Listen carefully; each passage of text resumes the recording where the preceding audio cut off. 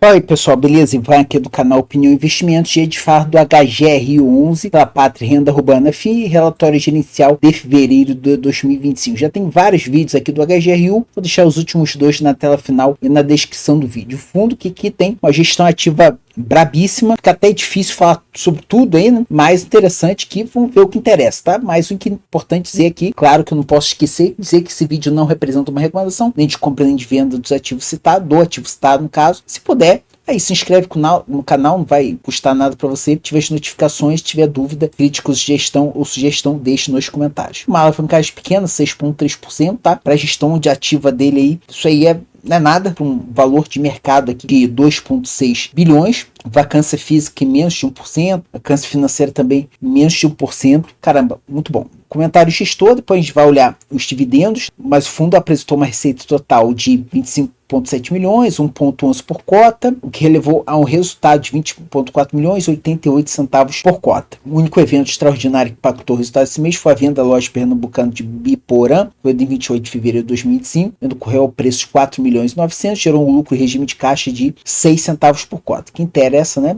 Esse aqui, 6 centavos por cota, taxa interna de retorno anualizada de 15,8%. Então a estratégia do HGRU é comprar várias lojas. A estratégia vai lá, comprar um monte de lojas pernambucanas no atacado, digamos assim, a um determinado preço e vai vendendo ali a cada loja ali individualmente, devagarzinho. Que esse aqui é uma excelente taxa interna de retorno e o rendimento, né, o dividendo para o cotista, 90 centavos por cota. É que ele fala sobre o mercado e depois ele fala sobre o valor daquilo que está sendo vendido, né? Então 2024 foi um ano bastante desafiador, digamos assim, intensa volatilidade, subindo, descendo, mais descendo que subindo, reflexo das mudanças no cenário macroeconômico, aumento das taxas de juros, incertezas a respeito do futuro da política fiscal e monetária. E aí, caiu pra caramba aí. Ele fala sobre valor, enfim, aqui, apesar da queda do valor da cota, temos a convicção de que a performance imobiliária do fundo não reflete esta desvalorização, visto que foi uma repleto de vendas substancialmente acima do próprio valor patrimonial do fundo, aquisições que agregaram valor para o portfólio, principalmente oriundos da quinta emissão de cotas, que viabilizou um aumento do patamar do fundo de rendimento de 85 centavos para 90 a partir de novembro de 2024. E que ele fala, né, por exemplo, Pernambucanas, número de vendas, ele fala que ao longo do caso desde quando começou o fundo, né, aqui ele fala sobre as vendas e tal, levando isso em consideração. Na tabela abaixo retomamos algumas vendas realizadas pelo fundo para explicitar a diferença entre percepção de valor do mercado a respeito do fundo e o que realmente está ocorrendo. Como destacado na tabela, até o momento foram realizadas 26 transações de venda desde a criação do fundo, claro, na média por um valor 25% superior ao valor patrimonial, 41% superior ao custo de aquisição, com uma taxa de retorno em média de 29,6%. É que ele coloca, né, o valor, né, foram vendidas 24 lojas pernambucanas, o valor patrimonial, custo de aquisição, o valor da venda, que é sempre muito maior que tudo, o lucro, quantidade por cota, porcentagem do valor patrimonial, custo de aquisição e a taxa interna de retorno, né? Então aqui essa média, que quase 30%, é muita coisa mesmo. A precificação atual do cota do HGRU não condiz com o potencial ganho intrínseco do portfólio. Então, eu concordo também. É a propaganda deles, mas é aquilo que os analistas, no geral, falam sobre isso também. Aí vem sobre as compras, vendas, reformas, enfim, vamos ver resultado do fundo de fevereiro, resultado aqui, né, não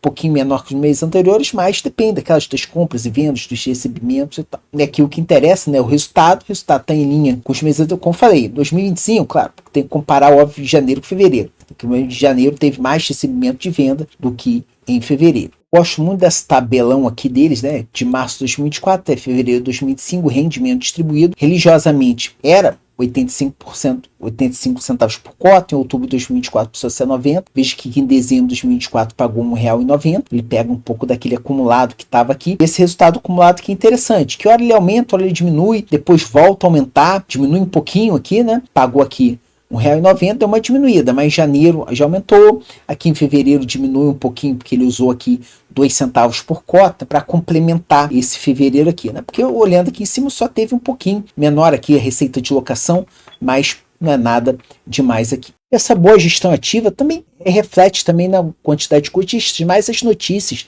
bem se fala muito do HGRU, né? Se for pegar de março de 2024 a fevereiro de 2025, consistentemente tem aumentado. No início do ano de 2024, que diminui um pouquinho, mas se você pegar dentro de um ano, você vai ter aqui tipo uns 9 mil cotistas a mais, o que é bastante coisa, considerando que 2024 foi um ano que caiu muito a cota. A gente tem aqui 2,8 bi em imóveis, mas um pouquinho de FIIs, um pouquinho de CRI, um pouquinho de CLI, um pouquinho de renda fixa, e aí você tem a de aquisições, 419 mil em aquisições ainda para serem pagos, ou seja, você tem um patrimônio líquido total aqui de 4,9 bi, 2,9 bi, quase 3 bilhões aqui, então 410 milhões de dívida para a quantidade de imóveis de 2 bilhões e 900 praticamente, nada. Aqui não tem nada demais. Aqui, né, até 6 meses, aquisições, né, aquilo que é para pagar, isso aqui dá 40 milhões, menos 41 milhões total aqui, só de fundos aqui, 201, só o que ele tem de renda fixa, 34 milhões, mais parcelinhas, isso aqui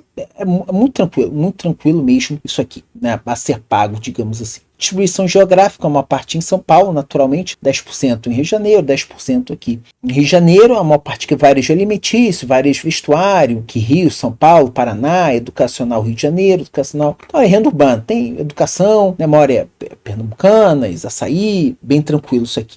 Vacância física, 1% já, que se mantém desde março de 2024. Revisional dos contratos aqui em 2025 tem 15%, mas de vencimento tem nada, 0%.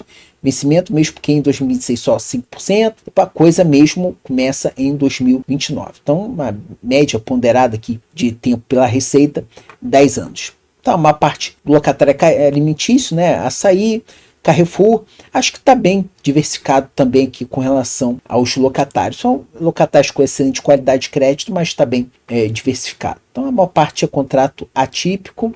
Aquela alavancagem, né, saldo devedor pelo patrimônio líquido. Então, 2025, 6,3 vai caindo paulatinamente, mas de qualquer maneira, aqui, lá por volta de 2026, se não for 2026, 2027, é fácil fazer uma emissão, comprar mais um CRI, jogar para frente. Isso aqui é bem tranquilo de se resolver. Ele continua falando sobre a amortização, ele coloca aqui 5%, ele explica, né, que no gráfico assim mostramos o eventual consumo anual necessário para fazer frente às amortizações das dívidas, destacamos em amarelo aqui, de laranja, né, o valor correspondente a 5% do resultado médio do fundo dos últimos 12 meses. Então 2025, 5% já dá quase tudo aqui. Só os 5%, mas ele diz aqui, ó, 5% do resultado fundo dos últimos 12 meses, dado que seriam este capital remanescente e o fundo não estaria obrigado a distribuir aos cotistas, ou seja, ele pode reter 5%. Nos termos da regulação vigente, no pior cenário em que o fundo não tenha caixa disponível, esse limite de 5% de resultado poderá ser usado para cumprir com as amortizações e pagamentos previstos sem impacto nas distribuições de rendimento, ou seja,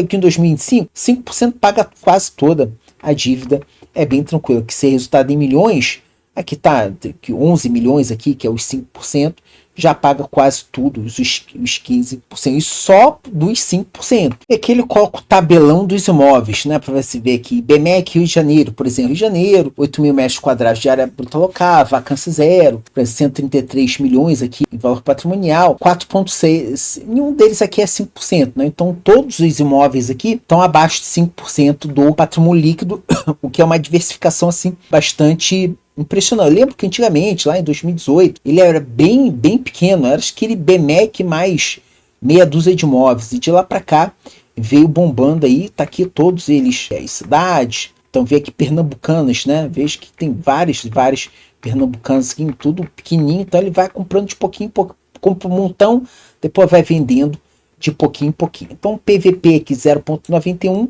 mesmo com essa subida agora em fevereiro, está com preço bom, né? O liquidez média era alta, 213 mil cotistas, como eu falei que pagava 85, agora o patamar é de 90 centavos, então você já está vendo aqui na tela final os últimos 2 vídeos do HGRU para a gente acompanhar a evolução do fundo. Beleza? Um abraço, até a próxima.